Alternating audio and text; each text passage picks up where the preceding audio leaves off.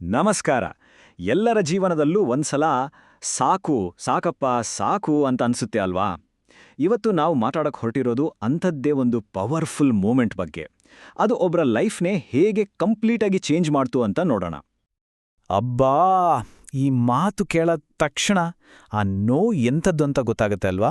ನನಗಿಂತ ಕಡಿಮೆ ಎಕ್ಸ್ಪೀರಿಯನ್ಸ್ ಇರೋರಿಗೆ 3 ಸಲ ಪ್ರಮೋಷನ್ ಕೊಟ್ರು ಅಂದರೆ ಅದು ಎಂಥ ಹತಾಶೆ ಇರಬೇಕು. ನಮ್ಮಲ್ಲಿ ಎಷ್ಟೋ ಜನರಿಗೆ ಈ ಫೀಲಿಂಗ್ ಚೆನ್ನಾಗೇ ಗೊತ್ತಿರುತ್ತೆ. ಹಾಗಿದ್ರೆ ಈ ಥರದ ಒಂದು ವಿಪರೀತ ಹತಾಶೆಯ ಕ್ಷಣ ನಮ್ಮ ಕನಸಿನ ಜೀವನಕ್ಕೆ ಒಂದು ಬ್ಲೂ ಪ್ರಿಂಟ್ ಆಗೋಕೆ ಹೇಗೆ ಸಾಧ್ಯ ಇದು? ಬನ್ನಿ, ಈ ಇಂಟ್ರೆಸ್ಟಿಂಗ್ ಪಯಣದಲ್ಲಿ ಇದರ ಹಿಂದಿನ ಸೀಕ್ರೆಟ್ ಏನು ಅಂತ ತಿಳ್ಕೊಳ್ಳೋಣ.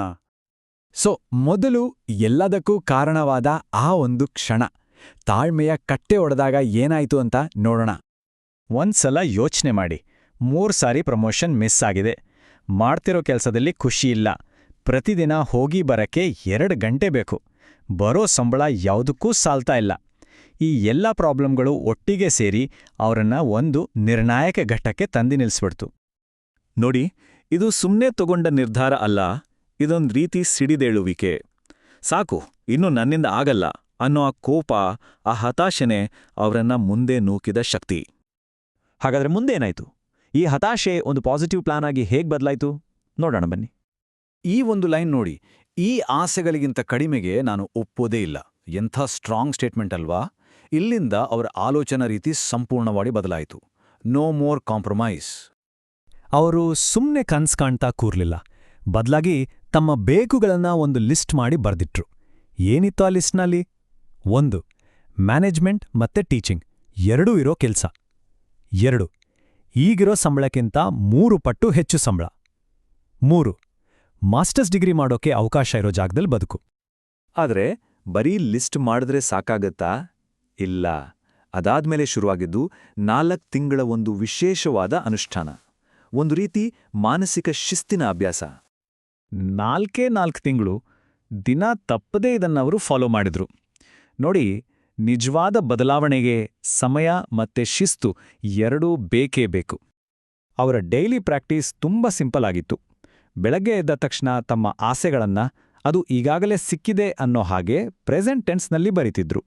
ಮತ್ತೆ ರಾತ್ರಿ ಮಲ್ಗೋ ಮುಂಚೆ ಆ ಹೊಸ ಜೀವನವನ್ನ, ಅದು ನಿಜವಾಗ್ಲೂ ನಡೀತಿದೆ ಅನ್ನೋ ಹಾಗೆ ಕಣ್ಣು ಮುಚ್ಚಿ ಕಲ್ಪನೆ ಮಾಡ್ಕೊಳ್ತಿದ್ರು. ಇದರಿಂದ ಅವರ ನಂಬಿಕೆ ಇನ್ನಷ್ಟು ಗಟ್ಟಿಯಾಯಿತು. ಇಷ್ಟೆಲ್ಲ ಮಾಡಿದ್ರಲ್ಲ, ಇದರ ರಿಸಲ್ಟ್ ಏನಾಯ್ತು? ಈಗ ಬರೋಣ ಕಥೆಯ ಅತ್ಯಂತ ರೋಚಕ ಭಾಗಕ್ಕೆ, ಒಂದು ನಂಬೋಕೆ ಆಗದ ಹೊಂದಾಣಿಕೆ.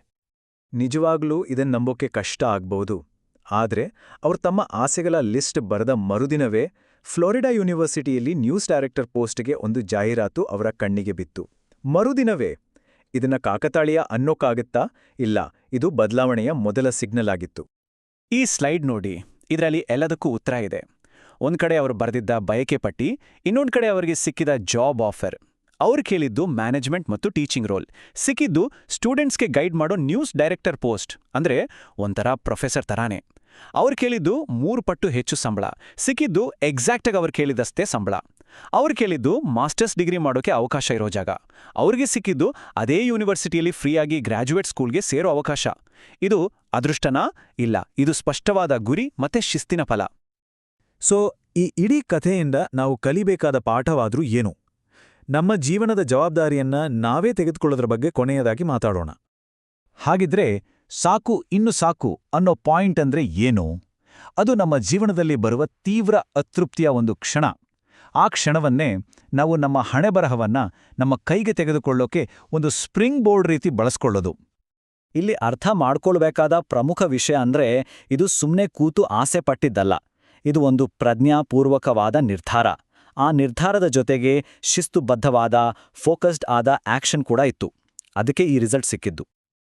ಹಾಗಿದ್ರೆ ಕೊನೆಯದಾಗಿ ಈ ಒಂದು ಪ್ರಶ್ನೆಯನ್ನ ನಿಮ್ಮ ಮುಂದಿಡ್ತೀನಿ. ಒಬ್ಬ ವ್ಯಕ್ತಿ ತನ್ನ ಜೀವನದಲ್ಲಿ ಮನಸ್ಸಿನಿಂದ ಸಾಕು, ಇನ್ನು ಸಾಕು ಅಂತ ಹೇಳಿದಾಗ ನಿಜವಾಗ್ಲೂ ಏನಾಗ್ಬೋದು? ಇದ್ರ ಬಗ್ಗೆ ಖಂಡಿತ ಯೋಚನೆ ಮಾಡಿ.